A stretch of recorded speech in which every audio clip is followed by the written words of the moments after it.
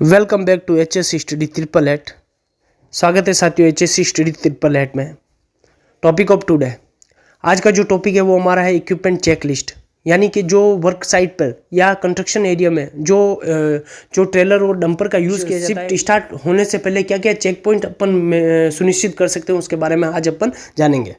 तो आइए जानते हैं, या जो डंपर होते हैं उनका साइट पर क्या काम रहता है। और जैसे बड़ी बड़ी साइट हो, जैसे कंस्ट्रक्शन साइट हो गया, प्लांट एरिया हो गया, माइनिंग एरिया में किसी भारी वस्तु या मेटल ऑब्जेक्ट्स या कंक्रीट, सीमेंट, बजरी, ईंटों और जैसे अंडरग्राउंड से सरफेस और सरफेस से मिक्सिंग प्लांट एरिया तक, प्लांट या कंस्ट्रक्शन साइट पे सरियों का ट्रांसपोर्टेशंस करने में काफ़ी अधिक मात्रा में डंपर का यूज़ किया जाता है। अगर हम इनके साथ फ्रेंडली व्यवहार नहीं करेंगे तो ये इस तरह से साइट इन्वायरमेंट, प्रॉपर्टी को और वर्कर को हार्म पहुंचा सकते हैं।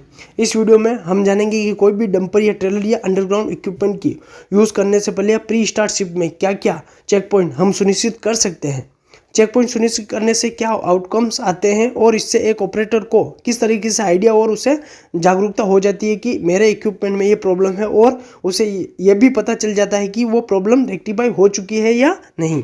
तो इस तरीके से हमें चेकलिस्ट की सहायता से डंपर और किसी भी इक्विपमेंट के साथ फ्रेंडली व्यवहार कर सकते हैं। तो जानते हैं एक डंपर या ट्रेलर के लिए यूज़ होता है उसकी चेकलिस्ट में क्या पॉइंट सुनिश्चित कर सकते हैं।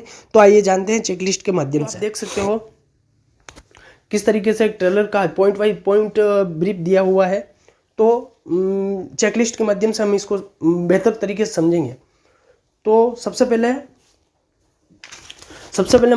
आता है आपका जो भी कंपनी नेम है। अगर आप चेकलिस्ट फिल कर रहे हो तो सबसे पहले आपका कंपनी नेम मेंशन होगा, फिर आएगा इक्विपमेंट नेम और नंबर। इक्विपमेंट जैसे ट्रेलर है, डंपर है या कोई भी इक्विपमेंट जैसे माइनिंग फैक्टर के लिए है तो कोई भी इक्विपमेंट नेम और जो उसका पर्टिकुलर नंबर होगा वो नंबर मेंशन करेगा। फिर इसमें आता है note, please right yes no in the box and comments right in remark columns. यानी कि इसमें बताया गया है कि अगर आप जो भी चेक पॉइंट सुनिश्चित कर रहे हो उसमें अगर येस है तो येस करिए और नो है तो नो उस बॉक्स में आप करिए। अगर किसी तरह का कोई एडिशनल रिमार्क या कमेंट्स है तो आप रिमार्क बॉक्स में डालिए। तो सीरियल नंबर, डिस्क्रिप्शन और येस नो और रिमार्क। जैसे फर्स्ट आता है इसका फर्स्ट पॉइंट, अपन क्या इसमें सुनिश्चित कर सकते हैं उसके बारे में अपन जानते हैं। Operator cabin should be fully covered and made by sound quality of materials. यानी ऑपरेटर केबिन है वो पूरी तरह से कवर्ड है और उसमें साउंड क्वालिटी ऐसी होनी चाहिए कि उसमें से बाहर से और अंदर से कम्युनिकेशन हो सके।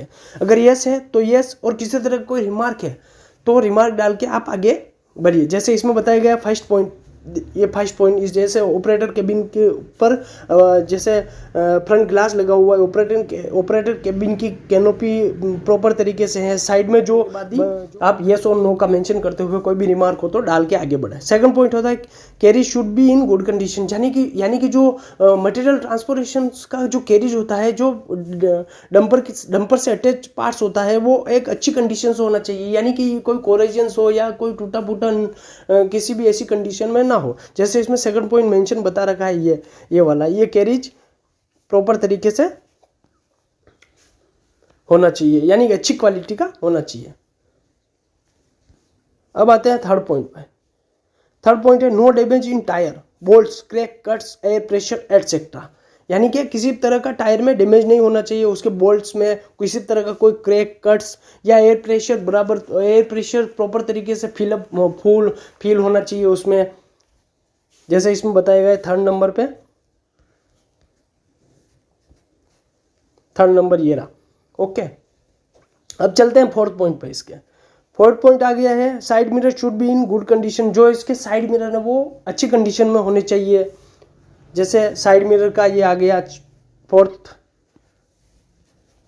अब चलते हैं इसके फिफ्थ पॉइंट पर head and tail lights and indicators are in working conditions. यानी कि जो हेड और टेल लाइट्स और जो इंडिकेटर्स है वो वर्किंग कंडीशन में यानी अच्छी कंडीशन में। अगर यस है तो यस, और कोई रिमार्क है तो रिमार्क डाल के वो आगे बढ़ेगा।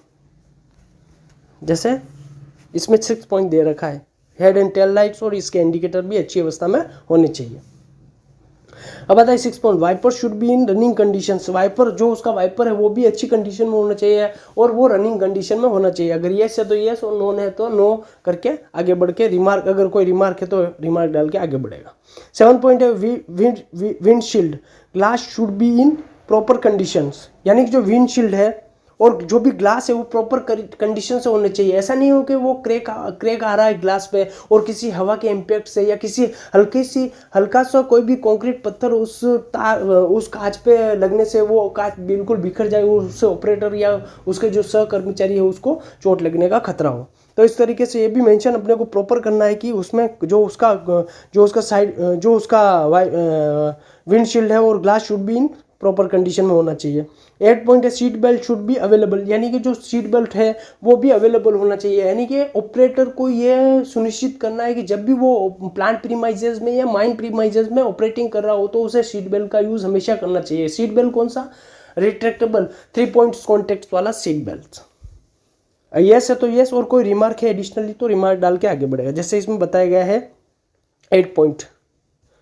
ओके, अब आता है 9 point, red triangles reflective tape should be fixed in front of vehicle. यानी कि जो रेड ट्राइंगल है, यानी कि जो आप मान लीजिए जैसे रेड ट्राइंगल यानी रेड जो रिफ्लेक्टिव और reflective tape should be fixed in front of vehicle, और ये उसके व्हीकल के फ्रंट साइड पर ये फिक्स होनी चाहिए।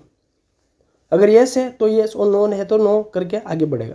10 पॉइंट है hydraulic cylinder and hoses should be in good condition and free from leakage. यानी हाइड्रोलिक सिलेंडर है और जो होजेस है वो अच्छी कंडीशन में होनी चाहिए और किसी भी लीकेज से या किसी भी तरह का डैमेज से रहित होनी चाहिए, जैसे इसमें बताया गया है 10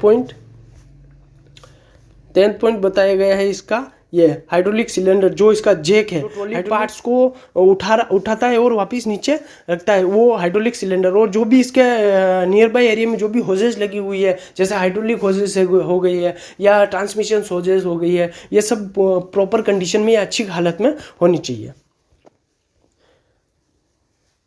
अब आता है 11 point, registration number should be written, यानी जो भी रजिस्ट्रेशन नंबर है वो प्रॉपर तरीके से और विजिबल तरीके से डिस्प्लेड होने चाहिए ऑन द ट्रेलर या ट्रक पर।